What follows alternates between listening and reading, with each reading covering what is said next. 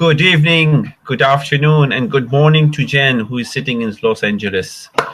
This is Sam Dosa, your business coach and a mentor and burnout specialist. With me, my co-host, Jennifer Bowman White. She is known as the emotional freedom specialist. She is an innovative business coach and EFT master practitioner. Welcome to our show, Believe in Business, Promoting Passion in Business. To you, Jen. Fabulous. Thank you so much, Sam. And I'd love to introduce our wonderful Sam Dosa, who's obviously my co-host. And Sam is a highly successful business and personal coach who specializes in helping his clients avoid burnout. And yes, our mission on our show is to provide a resource of learning and inspiration for business owners who are passionate about their business and want to make a difference in the world, want to make a real difference. Just want to do some housekeeping while everybody's watching. And even if you're watching the replay, please show some love, some likes, share, invite people onto the show.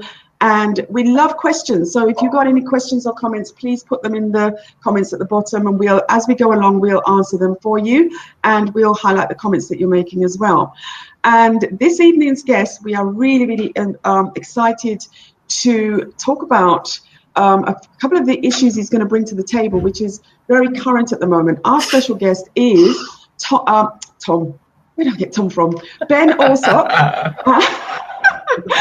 Oh my gosh, you know what it is? It's because I'm not a morning person, and I'm actually in Los Angeles right now, and it's 10 o'clock in the morning, and I don't normally wake up, and my brain doesn't wake up until lunchtime, so you have to bear with me, guys. So Ben Allsop. Ben is a coach, an entrepreneur, and the founder of the personal development community Shape Your Destiny. Now that's a community for people who are seeking to empower and educate themselves by raising their level of consciousness around health, wealth, and relationships, 3 important areas of our lives. Now, through the profound experiences of his own journey in life and business, he has had the realization that so many people are not living life in a way that would leave them feeling happy and fulfilled, including for himself. He's found this out. Now, through these experiences, Ben became passionate about facilitating transformation, and by immersing himself in his teachings of the world's best life coaches and mentors, he has developed a deep understanding of the incredible power we all have to create our life exactly how we want it, a life that we truly love. Knowing that many people feel isolated, feeling powerless to change their situation, and suffering in silence, his mission is to wake up society to the idea that each of us has the capability to take control and be the difference, be the difference in our own lives. He is living and breathing his purpose of educating as many people as he can with his dynamic strategies and tools for a life of long-lasting happiness and fulfillment. So, welcome, Ben Allsop. Wow, thank you, Jennifer. Very much appreciate it. And I appreciate you getting up early over there in LA to welcome me onto the show. Thank you, Sam. It's great to see you here as well, brother. It's not the first time. Thank you, Sam. Sorry, bro. It's not the first time I've actually been called Tom, Jennifer. I will say that. My brother is called Tom. And, you know, I had flashbacks there to childhood whenever, you know, there'd be a situation. I think my mum would just call out random names, and definitely whoever was in the room at the time would, you know, take a part for it. So, you know, as you're shouting Tom, I'm like, wow, that's a bit of a flashback. I'm sure my brother is enjoying this. If he's watching, I hope he is. If not, he'll catch up with it later. And like I said, thank you so much for welcoming me on to Believe in Business. I really love what you both are doing. I love the fact that you're bringing guests onto the show every week, people who are passionate about creating change in the world, people who are really, you know, believing in what they want to do and bringing their own passion to life, as well as yourselves. So it's an honor to be here. I feel truly blessed, as always, to be surrounded by amazing people. And thank you for such a wonderful introduction, Jennifer. So I felt it was really important to get all the bits in terms of your, helping people to really realize that they're not isolated, and they can do something for themselves and they can empower themselves as well. Can I just first start by asking you, have you always been passionate about being a business owner? I wouldn't say I have, no. Firstly, let me just address what you said about people like being isolated, because this is such a big part of what I do, and part of the Shape Your Destiny mission is to bring people together, to allow people to understand that each and every one of us has got a unique gift or a skill or an ability, and to really start to look deep within ourselves and to be in a room and to be connected to people and to understand that nobody on this earth needs to be alone, that it's a choice to be alone. To provide this environment is so important to me. So, my first business was nothing to do with personal development. I started out in business really because at the time I'd been very good at sales. I've been in a sales environment for like 10 years. I loved it. It was like sport to me. I really enjoyed picking up the phone, talking to people, connecting with people, having daily conversations, finding out how they were, and really adding value to their lives, but through relationships. So it was about building relationships. And through that journey, what I discovered is that, one, I was very good at it. One, I loved it. And two, I really enjoyed the buzz of getting the sale and getting the numbers on the board. It was a little bit like a striker scoring goals, that idea of, I picked up the phone, I've spoken to somebody, they've bought something off me, it's, I've made X amount of money, and, this idea of this sport, this thing of being able to create something from nothing.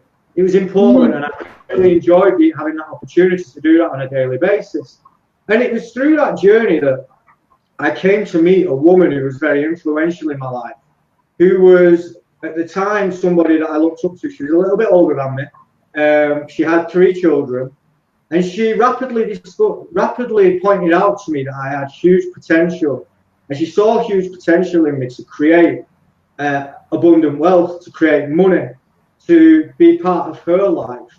And I'd always wanted to be a family man. I had a son at that time. I was already a father of a 7-year-old boy called Josh, and I remember at this time, she was like, you can do this, you can create this business. She'd come from a background where, people sat around at a dinner table and they spoke about business, and it was like daily subjects was talking about business, but I never really had that coming from an environment which was almost like a council estate environment. Do you know what council estate is, Jennifer? It's like an environment like a working class background.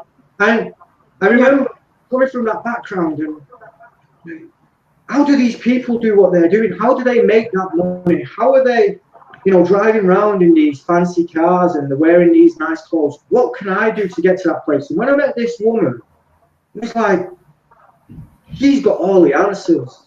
And she knew how to get me to move, right? So, at the time, I wanted to be a family man. She had 3 children. I had my own son. I rapidly decided that I was going to almost get involved with her children and take on the family and look after the family. And that inspired me to go forwards. And it was very apparent to me very quickly that I had a gift. And I had a gift for creating things. It wasn't about the business. It was about the passion of creating things and using this creative force that we all possess to create something. So it was more about, have you read The Secret? For people who are watching. Funny enough, I've been here. My son's TV is not working properly, so I've been watching Netflix. And The Secret is actually on Netflix at the moment. It's a website. I've not seen it. I read the book very early on. Yeah, I bought 7 copies when it first came out. Bought 7 every time I was reading it, and I came across a friend. I gave them the book, so I ended up with giving away 7 copies of it, and listening to the audio, watching the movie, and I actually just rewatched the movie, and a lot of things now, like 7-8 years later, actually click and make sense with what they were saying. At the time, it was just like a new phenomenon, and it's like. But actually now I'm actually living into The Secret. I'm actually more or less it's not an attraction thing. It's more of an immersion thing. It's coming from within to create your outside, comes in from from within. It's already in you, kind of thing. So yeah. Anyway, continue. I've interrupted you, so carry on. I'm totally with you on the idea that everything comes from within. And I also have a belief that, looking back now, when I was reading The Secret, and I was reading about the law of attraction, and I was reading about the master key system, and one of my favorite books was The Science of Getting Rich. Because if you think, I came from a background that was like a working class background, you know, my parents were amazing. They looked after us. We had some challenges as a family in the early days. And I looked at this and I was so engaged by the idea that we can go from one place to another place just by using the power of the mind and taking action based upon what you believe. So whilst I was with this lady, this amazing lady, we were studying together and we were talking about it. And it was almost like this belief. I was given this belief by meeting this woman who I respected so highly that anything was possible. And it was at that point I was like, I want to become a millionaire. I want to have this. I want to have that. I want to have it all. I want to have everything that I've ever seen in my life. I want to have it all. And I believed it, and I started to believe it, and she reinforced that belief. Obviously, you know, because who you surround yourself with is who you become, right? Which is one of the things I know about in life. Proximity is power. This saying, you know, and we were much a team in that situation, and I rapidly started to see results in the business just by getting up every day and taking consistent action towards where I wanted to get to, which was that significant amount of money, but also the lifestyle that came along with that significant amount of money. And it was almost like a dream. It was almost like better than you could have possibly imagined. And I was imagining, you know, that I was going to have this and I was going to have that. And the money just started to flow in. And I was making phone calls and sales were rolling in and the business was growing. And I was in this great place of believing in myself and being very confident in my ability to manifest whatever it was into my life. And that's where I really discovered my passion for business. It's because it's not about the business itself. It's about taking something from nothing and creating something. And then I started to understand that we can also create ourselves. Was there a time that you had any kind of downturn or a bad period? Because the people that we've interviewed, and I know from the books that I've read, on this journey, on the journey of self-discovery and the creation and everything, there's usually some kind of lesson that's learned, and there's some kind of dip, and there's some kind of boo period where you're like, oh my God, I can't be doing this anymore. It's like a dip. Did you ever go through that? Sam knows a little bit about this because we've spoken, right, Sam? So I think Sam's already primed you a little bit with some sneaky questions here, but that's okay. Thank you, Sam. Thank you, Jennifer.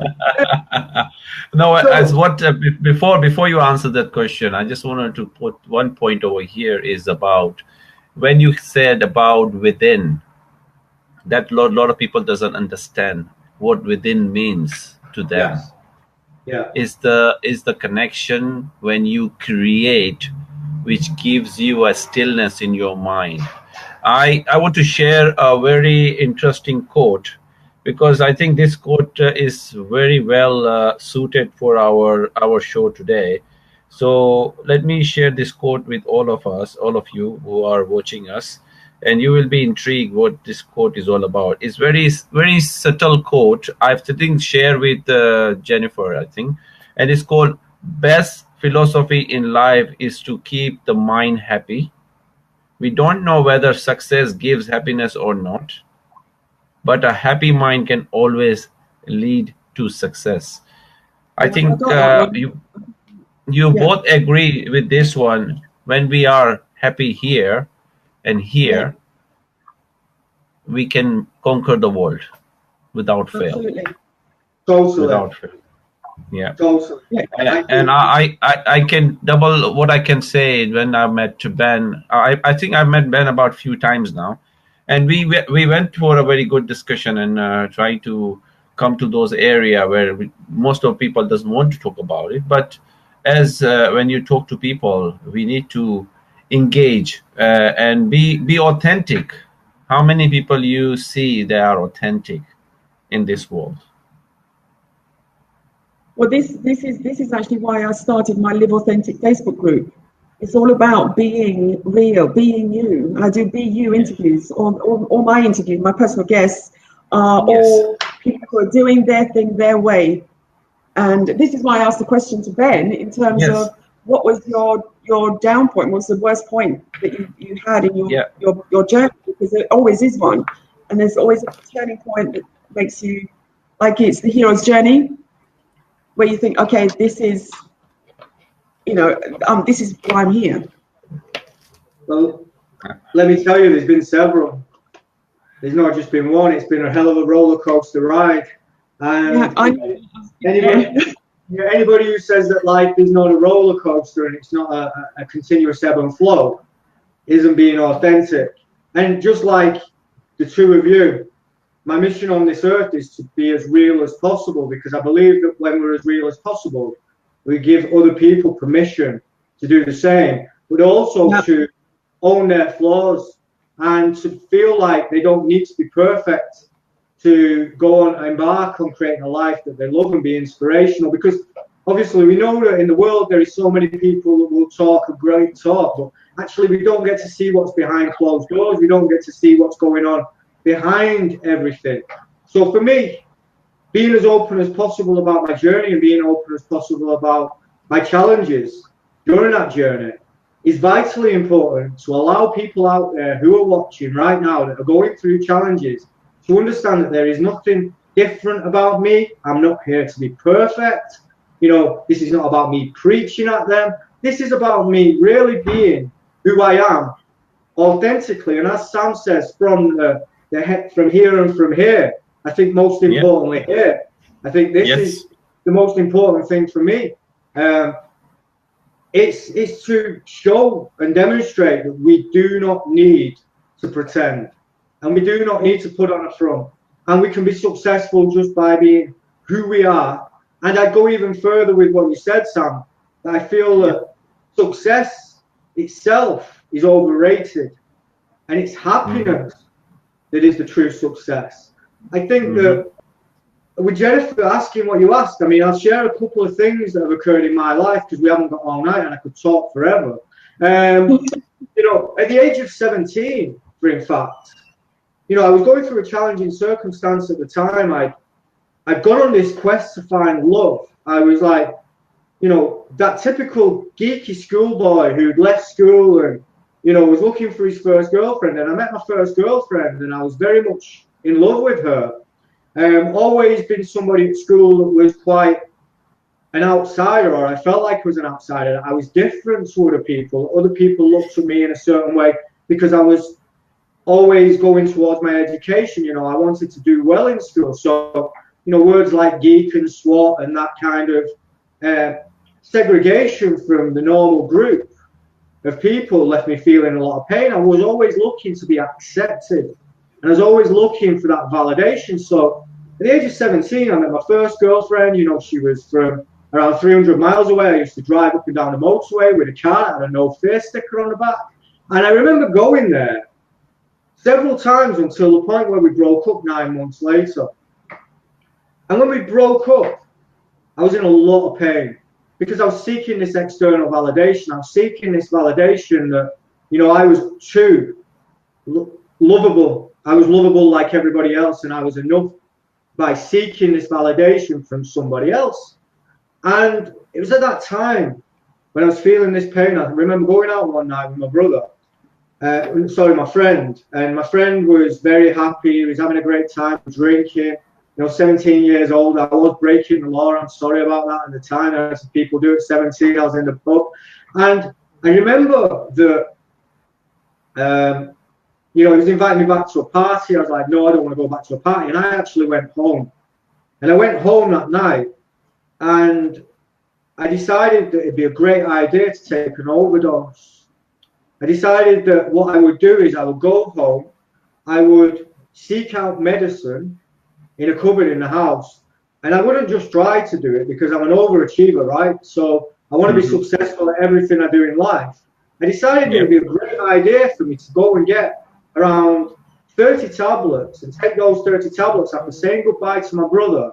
My parents were out and about at the time, and I went there and I started to take these tablets. I counted the tablets up to 30, and it was only through circumstance of my friend not returning home that evening that my mum intervened. 4 a.m. in the morning, came into the room, found me, asked me what I'd done, and realised I'd taken an overdose and I was rushed to hospital. Now, I woke up in hospital the next day, and I remember waking up in hospital the next day and just feeling totally ashamed about it and feeling so in a place where I'd done something so bad.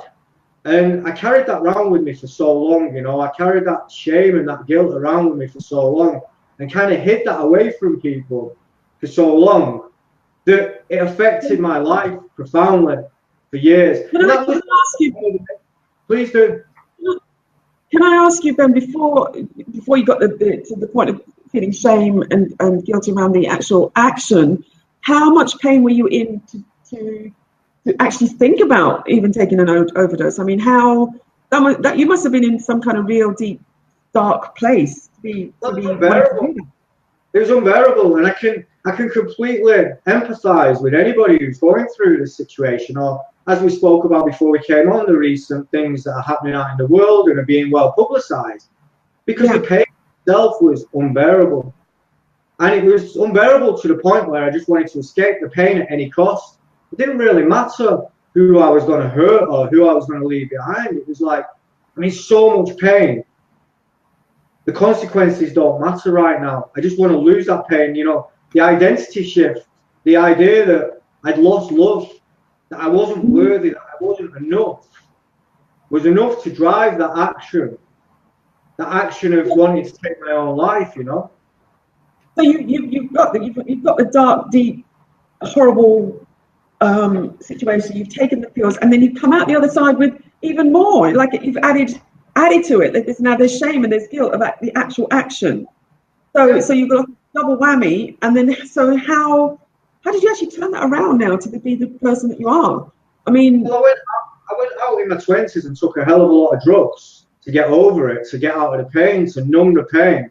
You know, I used to use alcohol or food or marijuana or any of the drugs to get out of it, and to go out every weekend and to take myself out. You know, you name it, addictions wise, apart from heroin and the top, you name it, sex, drugs, alcohol, food, whatever it might be, I've done it. And I see it out there in the world to this day now in other people, which this is part of the passion, the reason, but I'll get to that in a second if that's okay, because what I want to talk about is the real moment where things changed for me was when I got to the place, that pinnacle, the idea of success and what it looked like.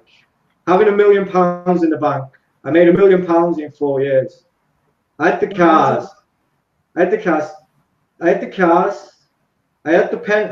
I had the things that every man could ever want, you know, the watches, the beautiful women. And I was still in pain. And I was still in pain because what I'd done is I'd used the quest for success and the quest to become more as a way of diminishing the idea that I felt less and I didn't feel enough and I wasn't worthy. So what I was doing is I was using this drive for success, this I'm going to make a lot, I'm going to drive around in fast cars, and I'm going to wear the nicest clothes, and I'm going to walk around in the clubs and have the big bottles of champagne and the watches, and I'm going to have everybody looking at me and saying, how amazing is it that you've achieved this, as a way of wearing a mask. And it's a mask that so many people in society are trying to wear, this constant quest to become more. And this is why I said to you that success is overrated, because there's people out there in the world who can be successful and they can strive for success and they've got this constant desire to become more, but underneath the surface they're in pain, and underneath the surface they're denying that they're in pain because they don't want to accept that they need to go to work on themselves, and they'd rather externalize everything than look within, as Sam said, and be authentically who they are from within. So this is where the realness comes from. It's not something people can just do.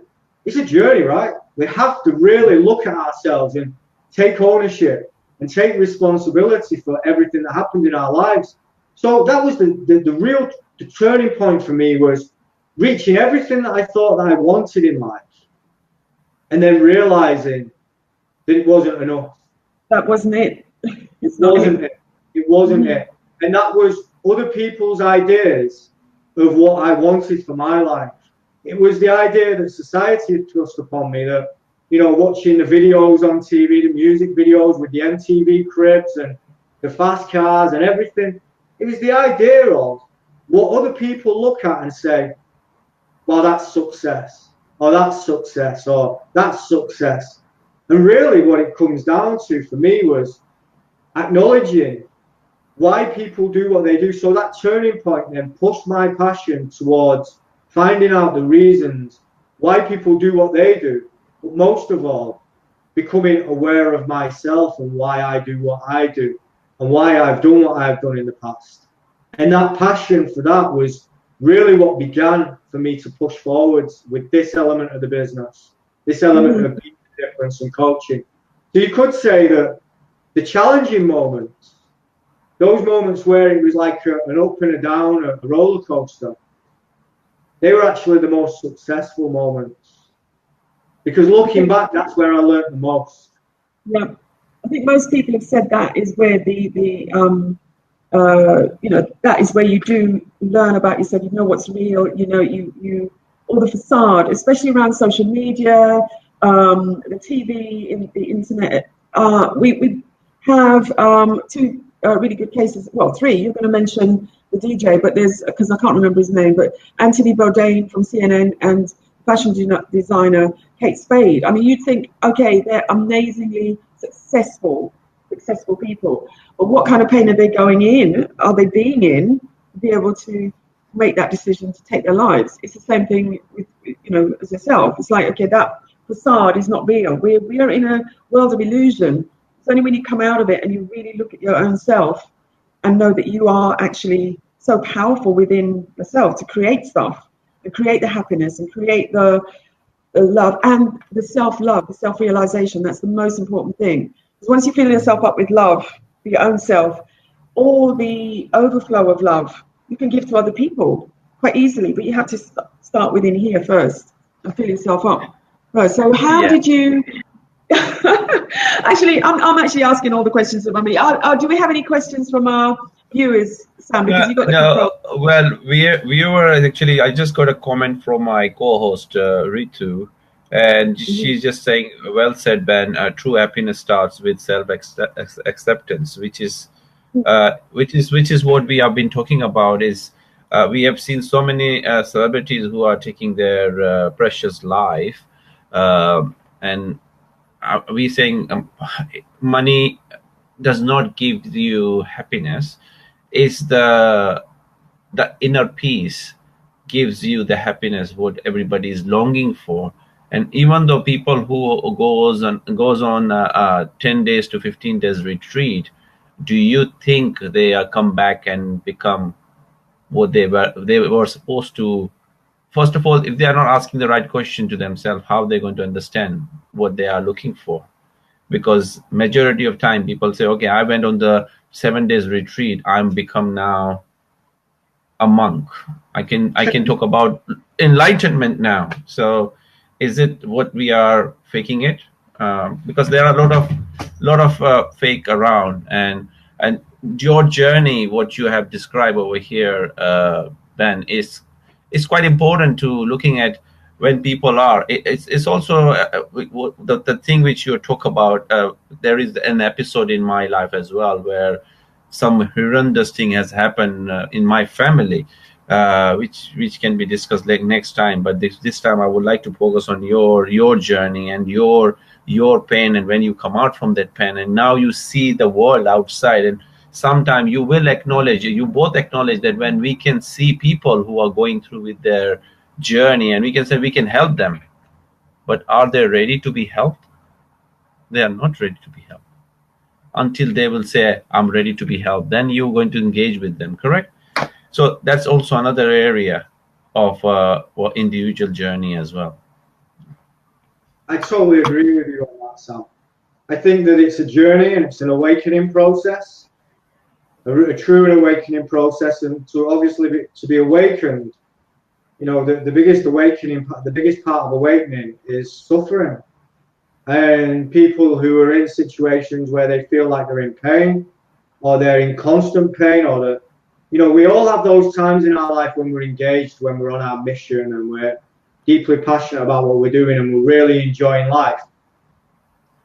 But it's in those moments where we get to a place where we come up against a setback, or we come up against a difficult time in our lives, a challenge, and we all face them. It doesn't matter who we are, you know, whether you're a celebrity, whether you've got millions of pounds in the bank, whether you're, you know, a guy who's living on the streets, or whether you're somebody who's just going about their day-to-day business. You can guarantee that we're going to have setbacks in our life, each and every one of us. There is nothing sure that life is not a straight line. You know, there are no straight lines in life. There's no straight lines in nature. It's a man-made principle that there's a straight line. And what happens is when we get to these places where it's difficult, is that we start to question ourselves. And when we start to ask the questions like, what's wrong with me? Why is this happening to me? Am I not enough? We start to feel this pain. This is where we start to awaken, and we start to really explore what it is that's going to make us truly happy. So yes, people can go to retreats. Yes, people can go and they can get the wisdom and they can learn and they can get the knowledge. But actually, until you're making that something that you're applying in your daily life and you're actually using it on a daily basis, and you're starting from scratch in terms of filling yourself up with love, as you say, Jennifer, and knowing that you don't need to be perfect, that there's gonna be pain.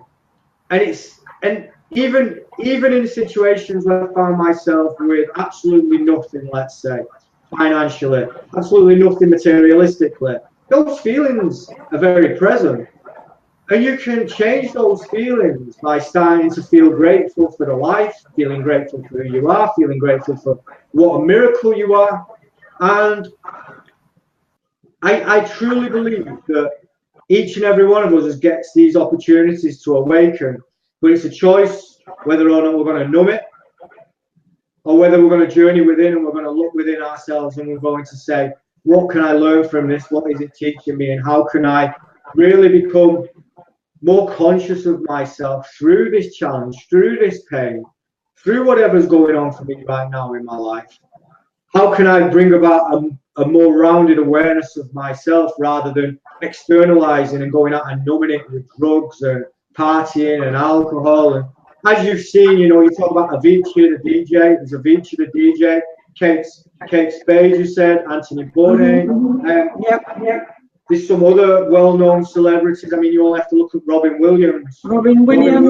Yeah, all of these guys. He externalized it and he made it about everybody else, and he made them very happy, and it was all about him getting his significance through making people happy. But actually, when he was sat there on his own in the house and he was sitting there quietly one night, he was like, you know, I'm worth nothing. What am I worth? And he's probably asking himself, you know, those types of questions, you know. And it could be as well. But I mean, I've been here in LA for three and a half weeks now, and my younger son's been around the entertainment industry since the last 20 years. Okay, so being in LA, it's really sort of highlighted the fact that it's all illusion. It's all illusion. It doesn't matter how much you have. It doesn't matter, you know, where you live. These guys are constantly looking for the next job, the next part, the next song, the next, you know, it's a continual, you know, you're only as good as your last performance. Then you've got to dig again for the next performance. You've got guys who are like in a hit show one week, like, you know, like for a season. Next week they're working on, you know, working in a bar or waiting on tables. And that roller coaster of like, wow, I've made it. Wow, I'm not. How, you know, I'm just the waiter again. It's like, you know, they're constantly looking for validation. And when you look around the town, it's just a normal village. It's a normal little town. You know, it's not glitz and glamour and everything. It's a complete and utter illusion. So if you can imagine Anthony and Kate living in this bubble where they have to continually be looking for validation to make the sale, to make the, to sell their journalism, to to be in the success bubble, and then they're getting trolls, people putting them down, dissing their work. They're trying to be serious about what they're trying to deliver to the world, and they're getting people coming at them with, you're not good enough, you're not good enough, you're rubbish, you're rubbish. You could just imagine the kind of thing that they're the kind of world they're living in, to be able to think, okay, you know what, I don't want to be here anymore, because this whole thing is I've reached my peak and it's still not good enough, so what's the point? Might as well just leave. It's an instant gratification world, right? So it's about instant gratification. You talk about the next part, and I've been blessed to be around the acting world. I've seen, actors and actresses. I've seen successful business people, as you well know, and it's always about increasing their wealth. It's always about the next car. It's always about the next watch. You look on Instagram, look at my watch. You look at the actors and the actresses, you talk about getting the next big part, the next like on Facebook, the next like. And, we all have that to some extent, all of us. There's no denying it. You can't deny it, it's present within all of us, because each and every one of us has got to meet our needs. But what I do recognise is that's like the next hit. So for me, it would have been like going out and taking the next pill, or taking, having the next joint, or whatever it might be. Yeah. And always about getting out of our heads. It's always about getting out of our heads, and we're in our thoughts, we're thinking about stuff, we're in pain. Get out of our heads. How do we get out of our heads? We use external factors, we use drugs, we use food. That's why you see people who have yo-yo diets. They go up one weight and then they lose weight, and I myself did that. You can see photos on the internet of when I was 14 stone. I'm now 10 stone 5. So there's all these different ways that people use to get out of their heads and to conduct their lives on an instant gratification. But what this really comes down to is this idea of separation, and this idea that I am not enough. So if I am not enough, I can't connect to you from that place of worthiness. I can't connect to you from that place of intimacy, from that place of real understanding that we're all the same. And vulnerability is a scary place for a lot of people. Being vulnerable, it's like, you're going to see me without my mask. Shit, what are you going to say about me if you see me without my mask? What are you going to feel about me if you see me sat in a room at 3 a.m. on a Saturday morning in front of the TV, worrying about where my next TV hit's coming from, or where my next movie's coming from, or you see me taking drugs. What if you capture me taking drugs on Instagram, and my Instagram following, goes down? And the fear behind that the actual fear stops people from loving themselves, because they're putting on an act, they're putting on a fear. And I'm well adept. I've been through this. I was afraid of people seeing me flawed. I was afraid of people seeing me weak. I was afraid that people would see this different me, this guy without the money, this guy who'd lost everything financially, he'd lost a beautiful woman that he was seeing, somebody that he cared about, not seeing his. I was afraid of people, what they might think of me. And then when I started to talk openly and vulnerably without masks, I started to find that the world is craving that. And the world is craving more realness, more authenticity, and more vulnerability, because deep down, we're all afraid. And we're all scared of being seen. So to remove the mask is the most courageous thing we can do. And to step into our power as people vulnerably and say, this is me. Like me as I am, not the person that you think I am. People are like, wow. What is this, and some people aren't ready for that. They're not ready for it. Some people are like Sam said, they're still judging.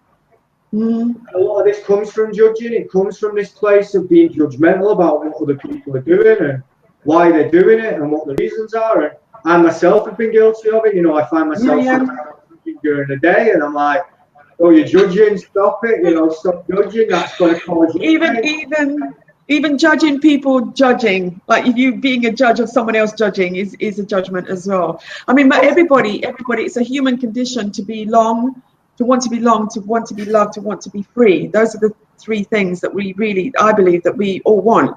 But in so doing, we look for it outside of ourselves, and instead of looking inside and saying, hey, you know what, I've already got it. I'm absolutely perfect in my imperfection. You know, it's like, God created me, so who am I to disrespect God's creation? Hey, you know, come on, this is a beautiful thing here, and we're all beautiful things on the planet. So what's the real thing that's going on here? What is, you know, we're, as an individual, I'm perfect. So who are you to judge me? And I, in my imperfection, I'm unique. There's nobody else like me. So yeah, no, absolutely. Yeah. You are absolutely right about that. But if you look at this way, that what you have, they are longing for it. Yeah, because they don't have that. No, they've already got it. They've already got it. They already got it. But if you look at that way as well, Ben, because nobody knows what the other person is going through in their journey, and they only see the bling bling outside, and they'll say, "Oh, this guy got everything." And then this guy he do a suicide, and I say, oh my God, this guy was going through with a big problem. Yeah, I don't want that life. I would rather be wherever I am. I'm happy. Yeah, then they will realize is what is happening. If you put yourself in somebody else's shoes, then you will know exactly what they are going through. Mm-hmm. So have you got any tips, like tips for the audience to say, okay, so well, if I do this, this, and this, I'm going to be my own hero, because that's your, you know, how can you transcend any suffering and or any situation and become your own hero? So have you got any tips for us? I think it starts with a decision every day, the choice. It really starts with the decision every day that we're going to love ourselves unconditionally. I think for me, the number one thing is, no matter how we're feeling or what we're going through or how critical we're being of ourselves, you know, if we wake up late, I woke up late this morning, for example. I mean, even the word late itself, it's a judgment, right? Who says that I woke up late? But I woke up not in accordance with what society would say is a good time. And it's just loving ourselves through the challenges, loving ourselves and knowing that everything that we go through is designed to bring us to a place where we can recognize how complete and how whole we are. I think being whole is something that people miss. You know, they're always striving for more, and there's nothing wrong with wanting abundance and wanting a great life, but not at the compromise of yourself and not at the compromise of your well-being and stressing yourself out and getting anxious about it. Because, you know, when I was chasing money, I was anxious. When I was chasing the next big goal, and I was like, I've got to make loads of money and I've got to do it because of this and this, and I was putting myself under immense amounts of pressure. You know, at that point, I didn't feel great. I didn't feel comfortable. And I know that people say, push yourself out of your comfort zone. I get that, but do it from a place of loving kindness. Do it from a place of understanding that where you are right now is where you're supposed to be. Waking up every day and being grateful for things, you know, priming yourself for gratitude. I always say that gratitude, knowing what I know from my mentors, has become the most important part of my life. If I wake up every morning and I'm grateful, and I just have one grateful thought in the morning, that can change the whole day. And what I used to do is I used to prime myself for 3 things I'm grateful for. I'd write down a list of what I was grateful for. And I actually started to adopt the mentality that I'm blessed simply because of the sun.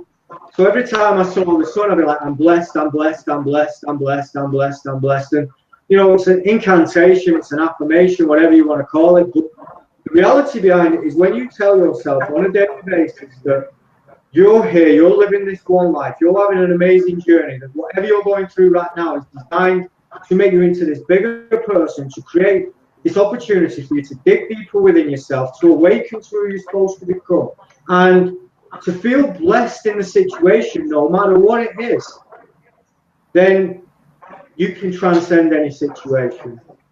because you're going to learn something no matter what. You're going to find the gift. You're going to find the blessing. And asking yourself questions when you're in pain. You know, why am I in pain? What is this showing me? What can I learn from this? How can I use this? You know, where is this journey taking me? Looking back in my life, was there a situation like this before that I overcame? And if there is a situation like this I overcame before, is there a situation like this again? And what is it showing me so that I can learn the lesson and go forward? Because life's going to give you the same lessons over and over again until you actually learn the lesson. And you start to understand what it's showing you. And I learned this the hard way. And the one thing I really don't want other people to do is to have to go through my journey. Because believe me, in my mind and my heart, my journey is the most painful. Now, I know that that's not true, because I know that Sam will have had his own journey. I know that Jennifer's got her own journey. I know that everybody out there who's watching right now has got something in their lives that, even though they don't care to admit it, is causing them pain. Now, the reality of it is we can dive deep within that and we can say, all is going to be okay. Everything is okay. All is well. And take this certainty from that no matter what it is that we're going through, whether that be some challenge, whether that be a family member, whatever it is, that we're going to continue to live and breathe and be blessed for it. So for me, it really starts with gratitude, but it also starts with doing the groundwork, going and seeking out mentors, surrounding yourself with people that are on the same path as you, people that are understanding, people that are non-judgmental, people that are going to care about you, people that are going to support you, people that are going to let you know just how incredible you are and what a miracle it is to be alive every single day. And, you know, more often than not, I go to events and I sit in events, and it's not the actual teachings at the events that changes me, but it's the understanding that I am not alone. It's the understanding that I am connected to other people through my story and through the idea that we've all got stuff going on, that none of us is perfect, that anybody who claims to be perfect, anybody who's telling you that you should live a certain way, they've got stuff going on behind the scenes just as much as you have. And when you get to a place where you can sit in a room and people are going to be so open and so non-judgmental with themselves and with you, then you get to that place where it's like, what a relief. What a relief that I can just be myself with these people. So picking your peer group and picking who you surround yourself with, and really making sure that you're following the right people online, following the right people, following the people delivering from the heart is so important. And it's so difficult because I myself, when I first started in personal development, you know, I was like, I'm going to get a coach who's going to help me make 7 figures. I'm going to go and meet somebody who can make me a global speaker. I'm going to meet somebody. And don't get me wrong, there are some amazing people out there that do that job. But finding them isn't as easy as just going on Facebook and watching somebody go, hustle, grind, do this, do that, because, you know, we've all got our own journeys and we've all got our own things that we need to deal with before we're even in a place where we can start to understand that we're capable of making great things happen in our lives. Each and every one of us. For me, that's not even a doubt. There are no doubts that each and every one of us has got this unlimited power to go forward. But most of all, making sure that the success that you're chasing is going to fulfill you. Because one of my greatest mentors says, success without fulfillment is the ultimate failure. And the most painful part of my life was finding out that I reached the top of the mountain of success, and there was no fulfillment there. So if you're chasing something, if you're really going for something, make sure it's something that you enjoy. Make sure it's something that you passionately love. And for me, that's making a difference and being a difference to people and helping people to discover their own gifts. No, this is not about me. This is not about me being the biggest and the best. This is about we becoming who we can become and how we become that together, connected together. So thank you for the question. And I might have said enough there, I don't know. No. Well, just to recap, I've taken up 4 points in terms of, first of all, make the decision to love yourself. We've got to love ourselves, and that's the most important thing when we come from a place of love. Yeah. So again. Unconditional. unconditionally. Unconditional love, absolutely, unconditional. And then it's to be grateful and write down maybe 3 things, or give gratitude for the gifts that you have in life. Every day is a gift, yeah. And then seek the right people to get like-minded, seek like-minded people to get that support, plus find the right people to follow as well. And then I've got seek fulfillment as your success. It's like getting that. There's a little not a quote. It's a little story that I like to point out to people.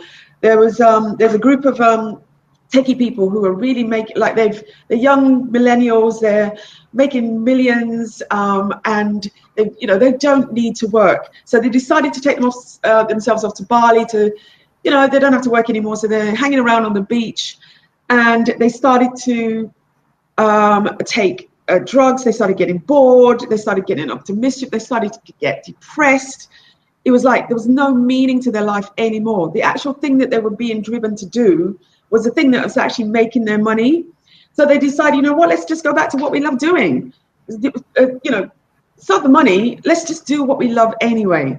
And they came out of the depression. They started being fulfilled again. And the fulfillment is the thing that that we're chasing. That's what we're looking for, to have meaning in our lives, to have that purpose, regardless of the money. And somehow along the way, you find that the money will come. And it may be a lot, and it may not be a lot, but it's like which is what I've written. Yeah. Do you want to tell us about your, in the last few minutes, about your Share Your Destiny community? Tell us what that's about. Shape Your Destiny. Shape Your Destiny. What did I say? Share Your Destiny. Shape Your Destiny. See, I'm being imperfect. Sorry. That's okay. We're sharing our destiny right now with everybody who's watching, and with yourself. So it's great to be connected, and as you said, perfectly imperfect, Jennifer. That's what it's all about. Yes. Share Your Destiny was created from that place of pain, that place of challenge. When I was sat there one day, I was in a place where I was saying to myself, if I'm going through this right now, if I'm in this suffering, then there must be people out there that are out there suffering. And what can I do? What can I create to help these people and to serve these people at the highest level? And what we created a community where people can come along, they can share, they can get involved, they can connect with people who are out there striving to, improve themselves, their health, their wealth, their relationships, look to discover their unique gifts, talents, and abilities, and also just to have a lot of fun. To spend time around like-minded people is just magical. Wouldn't you agree, Sam? I mean, I know you've attended a couple of the events. It's magical to spend time with people that understand you, and to be able to walk into an environment where you don't feel judged, and to have the opportunity to hear other people's stories. So, it was this place of obsessing about why people do what they do, wanting to create an environment that help people to understand why they do what they do, to transform their consciousness, to transform their awareness, to bring coaching to the forefront of people's minds. Because I think having a coach is also vitally important. Having somebody that has got the result you want in your life from a place of true, like you said, authenticity and understanding you, and that connection, having the opportunity to connect with coaches. To Share Your Destiny was really a bit of a melting pot of ideas, and just get everybody together in a room. Let's have some fun. Let's all, learn from each other. Let's connect. Let's grow. Let's inspire. Let's educate. Let's empower. And let's really learn about how we can improve our health and our wealth and our relationship. And I just want to mention something. When I say wealth, I don't just mean financial wealth. Mm-hmm. I mean mental wealth. I mean spiritual wealth. I mean spiritual relationships. For everybody who thinks that wealth just means money, then, there is so many different aspects to wealth. And what Share Your Destiny did, it gave us that opportunity, and will give that opportunity for more and more people to embark upon this journey that we're on right now. And I know we're all on a similar journey because we're here, we're right now, we're talking. So if it's something that people are attracted to, what I often say is, if people know it's time to shape their destiny, then they'll make their way towards us. It's not about we're here to come along, do this, get involved. When they know, and they'll find their way towards. Yeah, I think people are craving that actual physical connection, the eye-to-eye, toe-to-toe kind of thing, because it's like there's so much social media. I mean, everybody's like in their device. I mean, there was a time when we were all in our newspapers, you know, the metro and the, you know, on the tube and stuff like that. Now it's like the device. It's the same sort of thing. We need to look up and we need to connect. I had the same thing with my business love London, the community that I started up in London when I moved up there. And I think Sam, as well as doing things with workshops, we really do need that connection. And the more we can, you know, provide that arena, that container for people to actually come together, I think we'll see a huge, big difference in people seeing each other's vulnerabilities and being authentic and real in front of each other. And knowing that it's okay, they've done it, you know, I can take my mask down and breathe as well. It's just like, wow, let's make this happen. Let's make this happen. And well done for you for starting that community. It is. Let me say, it was never really something that I started. It was something that was given to me. If you know, you know.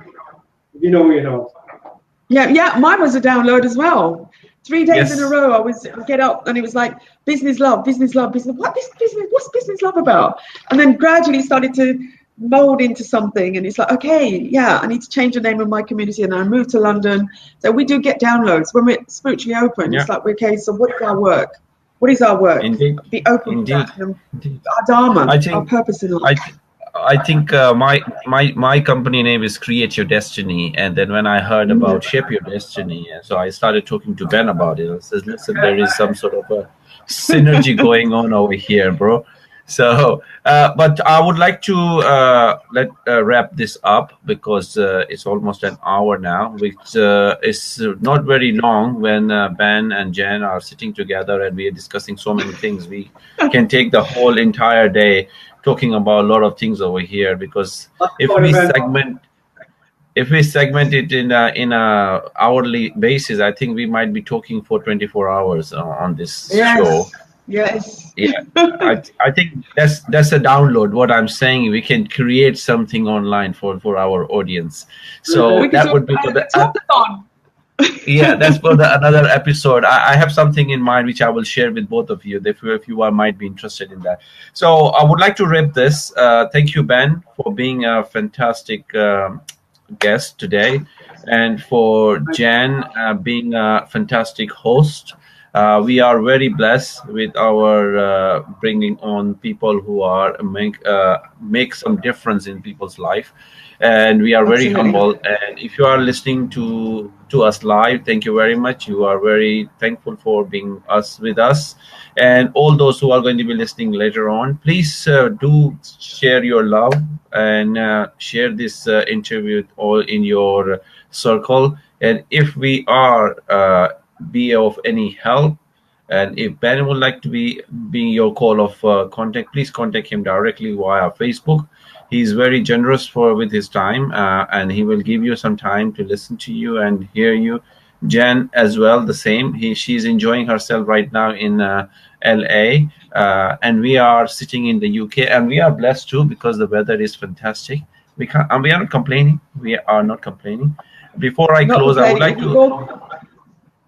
We've all created our situations. This is what I was going to say. We've all created the world that we're in, and we want to share it with everyone. So get in touch with us if you want to have a chat. Absolutely. So thank you very much. Well, I will wrap it up, and just wanted to tell you guys that myself and my other co-host, Ritu Sharma, we are actually hosting a workshop on the 7th of July in Birmingham, and it's about emotional intelligence. We are discussing 5 aspects of emotional intelligence to rejuvenate or revitalize your life, whether it's professional life or whether it's a business life. So please come along if you're watching us and if you're hearing this. And thank you very much once again, Ben. Thank you very much, Jennifer, for being a fantastic host. And we are looking forward to the next guest, which is somebody very important going to be coming along. So thank you very much and all the best. Okay. Bye, Sam. Bye, Ben. Bye now.